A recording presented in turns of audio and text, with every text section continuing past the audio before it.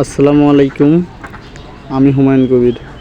আমাদের বাড়ির পাশে একটা তাল গাছের ঝোপের মধ্যে একটা তিলা ঘুঘু বাসা বাঁধছিল। ওইখানে কি তিলা ঘুঘুর বাচ্চা আছে নাকি ডিম আছে ওইটা দেখার জন্য চলে আসলাম। তারপর এখন আমি তিলা ঘুঘুর এখানে কি বাচ্চা আছে নাকি ডিম আছে ওইটা দেখার জন্য মূলত আসছি।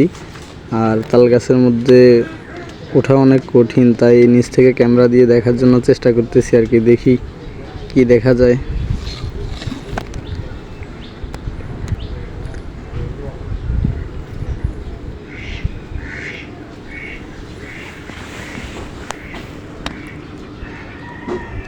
আমার মনে হয় এখানে তিলাগুর বাচ্চাই থাকবে। আর আমি প্রায় 17-18 দিন হয়েছে দেখছি, একটা হিসাব রাখছি আর কি। আমি 2 সপ্তাহের বেশি হয়েছে সময়। মনে হয় তিলাগুর বাচ্চা থাকবে যত সময়। এই তো মাশাল্লাহ মাশাল্লাহ, কত সুন্দর 2টা বাচ্চা। আমি মানে ভাবতেই পারতেছি না যে আমি শেষ পর্যন্ত এই বাসাটা দেখে এখান থেকে তিলাগুর বাচ্চা সংগ্রহ করেই ছাড়লাম।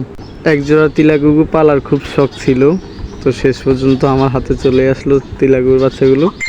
যদিও দেশীয় পাখি পালা একদমই বেআইনি, তারপরেও নিলাম আর কি।